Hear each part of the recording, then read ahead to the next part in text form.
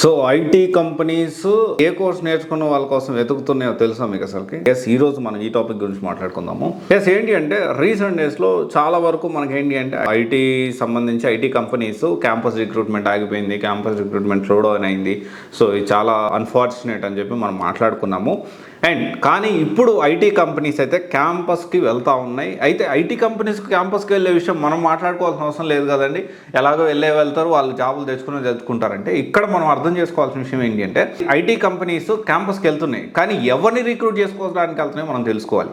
ఎందుకు తెలుసుకోవాలండి? మనం ఎవరిని రిక్రూట్ చేసుకోవడం మనం ఎందుకు తెలుసుకోవాలంటే ఇక్కడ అసలు వాళ్ళు ఏ స్కిల్స్ ఉన్న వాళ్ళని వాళ్ళు అక్వైర్ చేసుకోవాలనుకుంటున్నారు. ఇంకో హైలైట్ విషయం ఏంటి అంటే ఈ అక్వైర్ చేసుకున్న వాళ్ళని కూడా ఎక్కువ శాలరీతో, నార్మల్ రేంజ్ 4 lakhs 5 lakhs కంటే 9 lakhs 10 lakhs ఈ రేంజ్లో అంటే శాలరీ రేంజ్ అనేది మినిమం ఇస్తాము అని చెప్పి ప్లాన్ చేసుకుంటూ ఐటీ కంపెనీస్ క్యాంపస్లకు వెళ్తున్నాయి. అండ్ ఇదంతా కూడా మనం తెలుసుకోవాలి. ఎందుకంటే ఏ కోర్స్ నేర్చుకుంటే అసలు వాళ్ళకి ఏ స్కిల్స్ చూస్తున్నారో మనం తెలుసుకుంటే ఓపెన్ మార్కెట్లో కూడా మనం ప్లాన్ చేసుకోవడానికి అవకాశం ఉంటుంది, రైట్? అయితే ఇక్కడ మనం చూసుకుంటే ఇది మళ్ళీ మనం 2025 బాగుంటుంది అని చెప్పడానికి ఇది ఒక అడిషనల్ ప్రూఫ్. అయితే ఇక్కడ ఏంటి అంటే ఇంతకు ముందులాగా ఎంట్రీ లెవెల్ ఇంజనీర్లు ముందు తీసుకొని ఒకరిని తీసుకొని రిక్రూట్మెంట్ చేసిన తర్వాత ట్రైనింగ్ ఇచ్చి రైట్ ఇప్పుడు కూడా కొన్ని కంపెనీస్ ఇంకా ఎక్స్చెంజర్ కొన్ని కంపెనీస్ చేస్తున్నాయి. సో మా సిస్టర్ కూడా దీని ఇట్లా అంటే డైరెక్ట్గా ఆల్రెడీ కొంత సబ్జెక్ట్ తనకు నాలెడ్జ్ ఉంది, జావా నేర్చుకుంది, కానీ క్యాంపస్లో తీసుకున్న తర్వాత ఎక్స్టెన్షన్ మళ్ళీ ఇప్పుడు ట్రైనింగ్ ఇస్తూ ఉంది. She is in Kolkata right now. అక్కడికి వెళ్ళి అక్కడ జాబ్ చేస్తుంటాను. అయితే ఇక్కడ ఏంటి అంటే ముందే ఎలా ఉండేదంటే ముందు వాళ్ళు తీసుకున్న తర్వాత వాళ్ళని వాళ్ళని ట్రైనింగ్ ఇచ్చేవాళ్ళు. ట్రైనింగ్ ఇచ్చిన తర్వాత ప్లాన్ చేయడం జరిగేది. అయితే ఇప్పుడు ఏంటి అంటే cloud కంప్యూటింగు, data analytics, artificial intelligence ఎవరైతే ఇలాంటి స్కిల్స్ ఎక్వైర్ చేసుకున్నారో వాళ్ళ కోసం ఎదుగుతున్నాయి. రీసెంట్ డేస్లో చూసుకుంటే 40,000 ఫ్రెషర్స్ని టీసీఎస్ తీసుకోవాలనుకుంటుంది. Infosys on campus off campus ద్వారా దాదాపు 15,000 నుంచి 20,000 మంది ఫ్రెష్ గ్రాడ్యుయేషన్ తీసుకోవాలనుకుంటుంది. అండ్ తర్వాత విప్రో 1 year గ్యాప్ తీసుకున్న తర్వాత అంటే కమింగ్ డేస్లో 10 నుంచి 12,000 మంది ఫ్రెషర్స్ని తిరిగి తీసుకోవాలి క్యాంపస్ రిక్రూట్మెంట్ ద్వారా అని చెప్పనింది.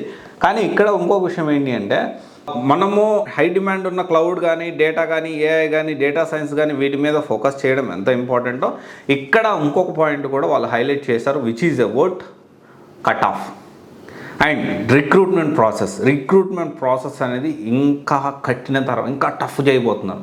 అంటే ఎంత కాంపిటీషన్లో ఎంత ఫిల్టర్ చేసి వాళ్ళకి ఎవరిని తీసుకోవాలో వాళ్ళకి చాలా క్లారిటీ అనేది వాళ్ళకు ఉంది ఇప్పుడు.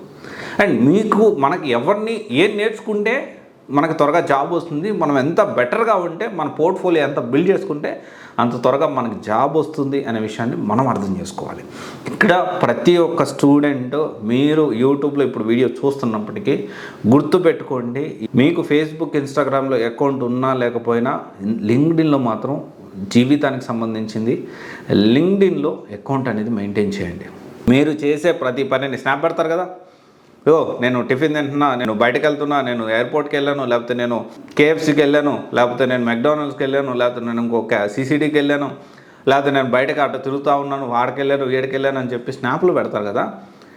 మంచి విషయమే, అందరూ తెలుసుకోవడంలో అది మంచి విషయం, చెడ్డ విషయం అది మీ ఇష్టం. కానీ దాని బ్యాడ్ థింగ్ ఏం కాదు. మీ ఫ్రెండ్స్కి ఏదో మీరు షేర్ చేసుకోవాలనుకుంటున్నా నేను చేస్తున్నాను అని దగ్గర వాళ్ళకి అది వేరే విషయం. మంచి విషయం అని నేను చెప్పలేను, అది ఎవరిష్టం వాళ్ళది.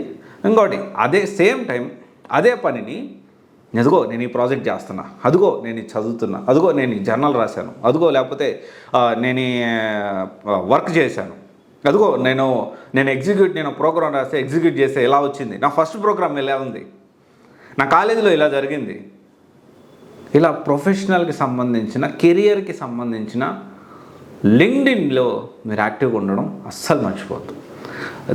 This is very kind request. లేకపోతే ఇంకొకటి, మీ జీవితం కెరియర్ మంచిగా ఉండాలి అంటే మీరు యాక్టివ్గా లింక్డ్ఇన్లో ఉండండి. మీ స్టేట్ ఆఫ్ మైండ్ కూడా మారుతుంది, ట్రస్ట్ మీ ఆలోచన విధానం మారుతుంది. అసలు ప్రపంచం ఎంత ముందుకు పోతుంది, ఎలా ఉంది, అసలు ఒక కంపెనీ సీఈఓస్ ఎలా ఉన్నారు, డైరెక్టర్స్ ఎలా ఉన్నారు, హెచ్ఆర్ మేనేజర్స్ ఏం ఎక్స్పెక్ట్ చేస్తున్నారు, వాళ్ళ లైఫ్ స్టైల్ ఎలాగుంది, ఆల్మోస్ట్ చాలా ఆసక్తికరమైన విషయాలు లింక్డ్ఇన్లో ఉంటాయి. So please try to be active in LinkedIn other than social media. దానికంటే కూడా దీంట్లో యాక్టివ్గా ఉండడానికి ప్రయత్నం చేయండి. ఆ పోర్ట్ఫోలియో మీకు బిల్డ్ అయిందంటే ఖచ్చితంగా ఇట్ విల్ హెల్ప్స్ యూ, చాలా హెల్ప్ అవుతుంది. ఏదైతే మార్క్ మై వర్డ్స్ గుర్తుపెట్టుకోండి. ఎందుకంటే రీసెంట్ డేస్లో డేటా సైన్స్ జాబ్ వచ్చిన వాళ్ళు మనం ఇంటర్వ్యూ చేసాము. అండ్ అంతకుముందు చూసుకుంటే లింక్డ్ఇన్ ఏదైతే వర్కింగ్ ప్రొఫెషనల్స్ కూడా మనం ఇంటర్వ్యూ చేస్తున్నాం, మేనేజర్ లెవెల్ కానీ లేకపోతే మేనేజర్ లెవెల్లో వర్క్ చేసిన వాళ్ళు, టీమ్ లీడ్ పొజిషన్లో ఉన్న వాళ్ళు, మల్టిపుల్ వాటి మీద మనము వీడియోస్ చేస్తున్నాము, ఇంటర్వ్యూస్ తీసుకుంటున్నాము. నా ఇన్ఫర్మేటివ్ వీడియోస్ మీకు మనకు ఛానల్లో అప్డేట్ చేస్తూనే ఉన్నాం. అందరితో మాట్లాడిన తర్వాత నాకు చాలా ఈ లింక్డ్ఇన్ యొక్క ఆవశ్యకత ఏంటి, దాని యొక్క ఇంపార్టెన్స్ ఏంటి అనే విషయం నాకు అర్థమైంది. ఓకే, మీరు కూడా అర్థం చేసుకోండి. Thank you. This is Raj signing off.